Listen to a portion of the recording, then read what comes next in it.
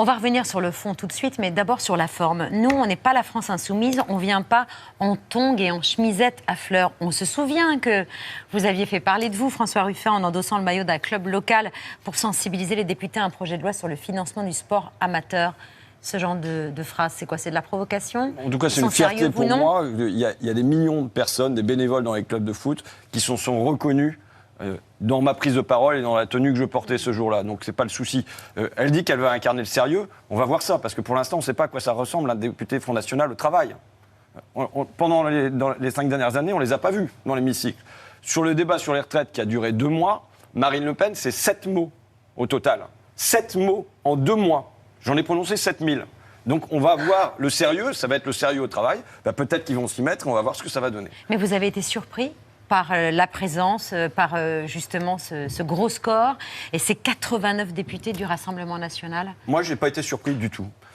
En Picardie, c'est 8 circonscriptions sur 17, presque la moitié, qui tombent au Rassemblement national. C'est la moitié dans le Pas-de-Calais à côté, c'est 6 circonscriptions dans le Nord. Mais quand on regarde la France depuis la Picardie, il n'y a pas d'étonnement à ça. Je veux dire, les scores que fait Marine Le Pen et son père, Jean-Marie, depuis 2 décennies et plus dans notre coin, c'est au contraire la surprise, c'est presque comment ça se fait que ça ne s'est pas traduit avant en arrachant des sièges. Donc pourquoi? Alors maintenant, il faut se demander, les causes, elles sont profondes, elles ne sont pas dans les chemises à fleurs, elles ne sont pas dans je mets la cravate. Hein. C'est-à-dire que la gauche, elle n'a peut-être pas parlé suffisamment à cette France périphérique-là? Pour moi, ces France périphériques, je mets au pluriel parce qu'on sait très bien qu'elles sont diverses, la France des Gilets jaunes, la France des ronds-points. Ça fait 40 ans en vérité qu'elle a été abandonnée. Abandonnée par la gauche et qu'elle a été mise à sac par la mondialisation. Moi, mon coin, alors je peux vous faire la liste, hein, c'est Honeywell, Magneti Marelli, Paris au siège de France, Abélia, j'ai toujours, même Flodor, même les chips ont quitté la Picardie. Aujourd'hui, c'est Vico, la purée, qui serait sur la sellette. Donc toute cette désindustrialisation. Voilà, en 10 ans, le textile a disparu, la métallurgie a suivi. Ça veut dire que c'est un choc immense qui a été subi par les classes populaires, par les ouvriers de mon coin. Pourquoi? Parce que l'industrie, c'était quelque chose de structurant. Ça offrait de l'emploi, c'est une chose, mais en plus, c'était un emploi avec comité d'entreprise, 13e mois, des salaires plutôt pas mal. Et donc, ça a été un choc immense. Et il se trouve que la gauche, elle a accompagné ce mouvement-là. Elle a abandonné, au fond, les ouvriers au flot de la mondialisation. Elle a signé des accords de libre-échange, des élargissements européens et compagnie. Pendant que le Rassemblement national, qui avait un programme économique libéral dans les années 80, ils étaient aussi libéraux que Thatcher, que Reagan et compagnie, dès les années 90, ils s'alignent sur la demande de protection des classes populaires. Ils s'alignent sur le refus des délocalisations. Ils s'alignent... Donc vous comprenez que des électeurs aient voté pour le mais Rassemblement je veux national? dire, complètement. Moi, si je ne pars pas dans mon coin de cette réalité d'un alignement de Marine Le Pen et du Front National sur une demande populaire de protection, je ne comprends pas la situation et du coup, je n'ai pas les armes pour lutter. Donc c'est pour ça que moi, je suis partisan du protectionnisme, je suis partisan de la régulation de libre-échange depuis au moins 20 ans. Je pense que tant qu'on n'a pas ça comme clé, on n'y arrive pas. Après, il y a... Mais d'un mot, le protectionnisme, ça c'était un gros mot encore à gauche il y a encore quelques mois, et même encore aujourd'hui, y compris chez beaucoup de vos camarades. Moi, ça fait plus de 10 ans que j'en parle, et en tout cas, pour ce qui est, j'ai rejoint Jean-Luc Mélenchon, moi, dès 2009. Pourquoi? Parce qu'une bataille a été menée pour que la régulation de cette mondialisation ne soit pas un gros mot, pour qu'on passe à une forme d'anti-mondialisation ou de démondialisation et qu'on ait une régulation de ça, qu'on ne laisse pas faire les forces du marché. Parce que les forces du marché, elles contribuent à aller chercher les plus bas coûts fiscaux, sociaux, environnementaux. Et donc, là, il y a une nécessité de venir en défense des classes populaires. Et voilà. Comment vous allez faire concrètement, justement, pour défendre à l'Assemblée nationale, face à un groupe qui semble majoritaire? Qui sera plus nombreux qu'entre la France insoumise, 89. Oui, vous savez, ce qui se passe dans l'Assemblée, c'est un élément du décor. Mais il ne faut pas le confondre avec ce qui se passe dans la vie réelle. Donc aujourd'hui, c'est, par exemple, pour moi, comment on replace la question du travail au centre de notre programme, ça y est déjà, mais au centre de nos prises de parole. Pourquoi? Parce qu'aujourd'hui, on a des gens qui massivement ont le sentiment de travailler et de ne pas pouvoir vivre comme il faut. C'est la donnée clé. Qui aujourd'hui va être le plus crédible pour face à un Macron qui a fait des statuts d'auto-entrepreneur où on a des millions de personnes qui aujourd'hui sont payées en moyenne à 590 € par mois, qui ne donnent pas de droit au chômage, pas de droit à la retraite, pas de droit à la sécurité sociale. Qui va être le plus à même d'incarner le respect du travail, la fierté du Pas le travail? Rassemblement national, ils n'ont pas un programme économique et social crédible? Non, je crois que c'est à nous d'incarner fortement le travail, un travail qui se fait respecter, dont on respecte la valeur, ça c'est une chose. Et ensuite, il y a une grosse différence entre nous. Je sais pourquoi moi j'ai gagné dans ma circonscription contre le Rassemblement national. Je rappelle que Afrique Secours, donc, qui est au cœur de ma circonscription, Marine Le Pen fait 65% au deuxième tour de la présidentielle, et là c'est moi qui fais 65% au deuxième tour de la législative. Pourquoi ? Parce que j'ai posé au cœur du sujet la question du partage, la question de la redistribution, et qui, au fond, est absente du programme économique et social de Marine Le Pen. Il n'y a pas, chez elle, par exemple, le fait que... Moi, comment j'ai fait campagne ? J'ai fait campagne en demandant aux gens, est-ce que votre salaire, il a triplé ? Est-ce que votre retraite, elle a triplé ? Est-ce que vos allocations, elles ont triplé ? Les gens, ils ne me prenaient pas un fou, mais pourquoi vous demandez ça ? Parce que les grandes fortunes, les 5 premières fortunes françaises, sous Macron, elles ont triplé. Aujourd'hui, on parle du prix de l'essence. C'est 2 €, plus de 2 €. Enfin, il y a des gens qui me parlent que pour partir à 2 voitures le matin au boulot, ils siphonnent de l'essence dans une voiture pour la mettre dans l'autre parce qu'ils n'ont pas de quoi aller faire le plein. Voilà la situation de gens qui travaillent, je rappelle ça.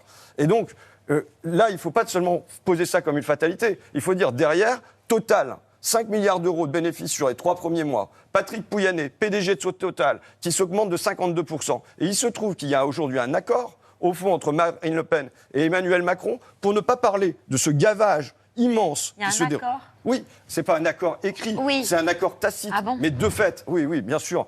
Ouais. Mais de fait, aujourd'hui, quand on regarde le programme d'Emmanuel Macron, c'est le silence sur le partage de cette immense richesse. Quand on regarde le programme de Marine Le Pen et ses prises de parole, jamais elle ne parle du fait que le CAC 40, il a multiplié, il a fait augmenter de 60% ses bénéfices. Vous savez, je dis toujours, quand on bat un record en sport, normalement, c'est plus, on fait 1/100 de moins aux 100 mètres. Là, ils font plus 60% par rapport à leur précédent record. Mais ça fera une grande différence parce que le Rassemblement national ne parle pas de ça. Il n'y a pas de perspective de partage. Mais votera la proposition de loi sur le pouvoir d'achat. Alors que vous allez faire obstruction. Ils n'ont pas besoin d'une loi qui protège le pouvoir d'achat, les Français ? Est-ce que vous savez ce qu'il va y avoir là-dedans ? Moi, si jamais il y a le SMIC à 1 500 € et si jamais il y a l'indexation des salaires, parce que moi, ce qui m'importe, je le dis, l'important, c'est la valeur du travail. L'indexation des salaires. 100 €, vous savez très bien que Emmanuel Macron n'ira jamais jusque-là. Mais même s'il fait déjà un geste, même s'il y a certaines choses dans cette loi pouvoir d'achat, eux vont peut-être voter pour. Eh ben, on verra. Mais la logique d'Emmanuel Macron... vous ne voterez pas forcément contre. Ça dépend. On verra. Mais la logique d'Emmanuel Macron, elle est claire. C'est la redistribution des miettes. Aujourd'hui, on a un gavage gigantesque qui se produit en haut. Il y a 20 ans, les 500 premières fortunes françaises, elles possédaient 6% du PIB. Aujourd'hui, on est passé à plus de 40%. Donc, il y a une accumulation gigantesque des richesses en haut. Et la question, c'est comment on partage ça ? Donc si la logique, et ça va être ça, la logique d'Emmanuel Macron, ça va être comment on répartit les miettes, et vous allez être content avec ça. Je veux dire, ça va être un chèque de plus, ça va être 16 centimes de moins sur le litre de gasoil, alors qu'on a dépassé les plus de 2 €. Ça sera sans moi. Il est nécessaire aujourd'hui d'avoir une répartition des richesses dans le pays. Et ça fera un gros point de différence, en effet, avec le Rassemblement national, qui jamais ne pose la question de la répartition des richesses dans ce pays. Depuis hier, le président de la République consulte les responsables des partis et à certains de ses interlocuteurs, il avance l'idée d'un gouvernement d'union nationale. Il m'a demandé si nous étions prêts à travailler dans un gouvernement d'union nationale. Nous avons une chose à faire, c'est nous approcher aussi près que possible de l'union nationale. Qu'est-ce que je veux dire ? Il n'y aura pas d'union nationale. Il n'y aura pas des embrassades qui vont nous permettre de travailler ensemble. Il y aura, je l'espère, un gouvernement dont la responsabilité sera de permettre des soutiens venus d'au-delà des frontières. Il en faut plusieurs dizaines, une quarantaine de sièges qui disent « ce texte nous intéresse » et permettre aussi que ceux qui peuvent soutenir puissent influencer. Adrien Quatennens, qui a rencontré le président Emmanuel Macron, a qualifié cette idée de combine. C'est ce que vous pensez aussi ? En tout cas, l'union nationale, normalement, ça se produit par temps de guerre, par temps de crise grave. Là, ce n'est pas le cas. Il y a une guerre en Europe aussi. Oui, mais il y a une guerre en Europe. Mais enfin, elle est loin d'être à nos portes. Il y a une crise parlementaire qui, au fond, à mon avis, est plutôt une bonne chose. Qu'est-ce que ça veut dire ? Ça veut dire qu'aujourd'hui, il va y avoir du pouvoir qui va revenir à l'Assemblée. Ça veut dire que si jamais il y a un retour du Covid, Eh ben, ça sera plus Manu a dit tous les soirs avec on déconfine, on reconfine, on redéconfine, on porte le masque, on en laisse le masque. Voilà les boutiques qui sont essentielles. Mais si voilà les décisions sont bloquées... Mais non, elles seront pas bloquées, elles seront discutées. Alors, il se trouve qu'il y en a qui sont habitués à avoir une majorité pléthorique et automatique qui vote en cadence. Vous savez, hier, je me suis assis au pied de la statue de Montesquieu qui est dans les jardins. Et d'habitude, je me dis, mais il doit se retourner 10 fois dans sa tombe. Je me dis, mais si ça se trouve, Montesquieu, donc le philosophe de la séparation des pouvoirs, aujourd'hui, il est un peu content. Voilà. Donc, je pense pas que... Et en plus, je vais vous dire ce que je pense, c'est qu'il est bon que le pays soit bloqué sur des contre-réformes. Qu'est-ce que c'est les réformes qui sont imposées depuis 20 ans ? Ce sont des réformes d'abord qui sont faites contre les Français. Ce qu'il faut bien voir, c'est que depuis 2005, on sait que le projet libéral, il est minoritaire dans la société. En 2005, c'est 55% des Français qui votent non à la concurrence libre et non faussée, et c'est 80% des ouvriers, donc... Mais là, il y a des mesures urgentes à prendre. Donc de la France des Gilets jaunes et ainsi de suite, qui votent contre ça. Et pourtant, depuis 2005, qu'est-ce qu'on fait ? On avance dans le même projet, sans le démos, voire contre le démos, parfois par la force de coercition, comme ça s'est passé sur le mouvement des Gilets jaunes, qui aurait pu être un moment de dialogue, de compromis social avec cette France, et ça ne s'est pas produit. Donc le fait que le pays soit bloqué, au fond, on fonce droit dans le mur, et notamment dans le mur écologique. Le fait que le pays soit aujourd'hui bloqué, qu'il soit à l'arrêt, et qu'on cesse de prendre des réformes sur, maintenant qu'on a cassé l'hôpital, eh bien on va faire la concurrence sur les écoles, ça ne me paraît pas être un drame aujourd'hui. S'ils sont bloqués dans le fait de ne pas pouvoir faire la retraite à 65 ans, ça ne me paraît pas être un drame. Si c'est un temps de réflexion sur la société, sur au fond, on est arrivé au bout d'une histoire. Le projet libéral, il est aujourd'hui minoritaire dans le pays, mais il n'arrive même plus à être majoritaire à l'Assemblée nationale, alors que d'habitude, il y avait une espèce de fait majoritaire qui faisait qu'il y avait des vagues comme ça. Là, ça ne tient plus. Donc, au fond, pourquoi le pays est bloqué ? Plus que par l'Assemblée. Il est bloqué parce qu'au fond, il y a 3 projets qui se disputent dans le pays, dont aucun, je veux dire la réalité, dont aucun n'a une base sociale aujourd'hui pour l'imposer. C'est quoi ? C'est le projet national autoritaire de Marine Le Pen, c'est le projet libéral d'Emmanuel Macron, c'est le projet social-écologique de Jean-Luc Mélenchon. Qui n'a pas de base. Dont la base n'est pas aujourd'hui majoritaire dans la société. Je pense qu'il faut l'admettre. Ça veut dire qu'on a un travail à faire, et c'est mon travail de dire, voilà, qu'est-ce qui a été obtenu avec Jean-Luc Mélenchon ? C'est déjà des fondamentaux qui sont énormes. Il a gagné la jeunesse des centres-villes, soucieuse d'écologie. Il a gagné les quartiers populaires. Pour moi, il nous manque les bourgs populaires, les campagnes populaires. Et si jamais on arrive à réunir ce bloc-là, on parviendra à porter un projet majoritaire pour la société. Mais pour moi, profondément, la société n'est pas aujourd'hui bloquée par seulement cette Assemblée, qui n'est qu'un épiphénomène, mais par le fait que dans le pays, il n'y a pas une base sociale. Alors, la solution qu'avait trouvée Emmanuel Macron jusqu'à maintenant, c'était d'avoir une Assemblée nationale fictive, dans une irreprésentation nationale, parce que ce n'était pas du tout la représentation de la société, et par ailleurs, de passer par la force de coercition. Je le dis, moi, le mouvement des Gilets jaunes, normalement, ça devait être une occasion de passer un compromis social avec cette France périphérique, qui, pour une fois, dans la confusion, certes, mais surgissait sur la scène publique. Et à la place de ça, qu'est-ce qu'on a fait ? On l'a maltraitée.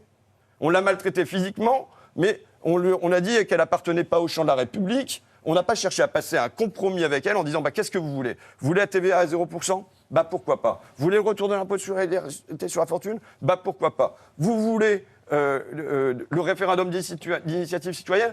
Pourquoi pas ? À la place de passer un compromis avec cette France-là, on s'est dit on va noyer ça dans le blabla du grand débat et puis ça sera fini. Non, quand on refoule quelque chose, ça réapparaît et souvent par le plus mauvais biais. Lundi, Jean-Luc Mélenchon a proposé que la NUP se présente en un seul groupe. Il y a eu une opposition ferme du PS et d'Europe Écologie Les Verts. Hier, Jean-Luc Mélenchon reconnaissait qu'il avait peut-être parlé un peu vite. J'ai peut-être été trop rapide hier.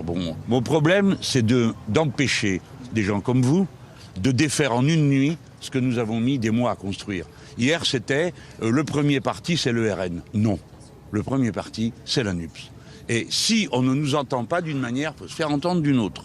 Donc c'était mon idée, faire un groupe commun, pose sur la table d'une manière incontestable qui est le plus nombreux. Alors peut-être que c'est pas comme ça qu'il faut faire, on m'a dit que ça nous fait perdre du temps de parole, des collaborateurs et tout ça. Voyons. Il a trop voulu forcer la main trop vite ? Vous savez, franchement, ça m'intéresse pas tellement. Non, mais parce que ça faisait groupe. Oui, mais moi, ce qui m'intéresse, c'est comment on arrive à parler aux gens, comment ils se disent qu'ils vont pouvoir faire le plein de leur frigo, faire le plein de leur voiture et même partir en vacances, c'est-à-dire avoir un droit au bonheur. Comment les gamins que j'ai pu rencontrer dans ma campagne, ils ne sont pas privés d'aller dans un club de foot parce qu'ils n'ont pas de quoi se payer des crampons. Voilà, profondément, ce qui m'anime et qui fait que je suis ici ce soir et que je me suis représenté à une élection, c'est ça.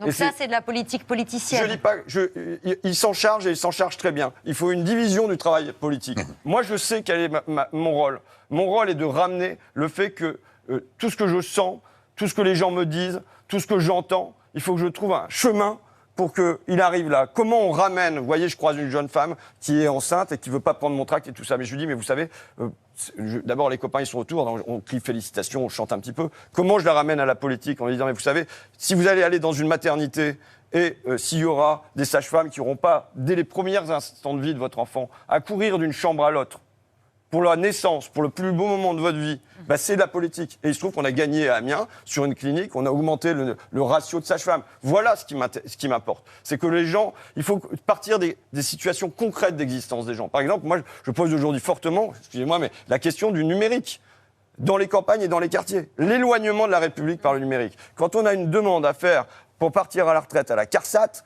et que ça devient un enfer de coups de fil, de documents à scanner, tout ça, ben, ça blesse les gens. Ça produit du ressentiment.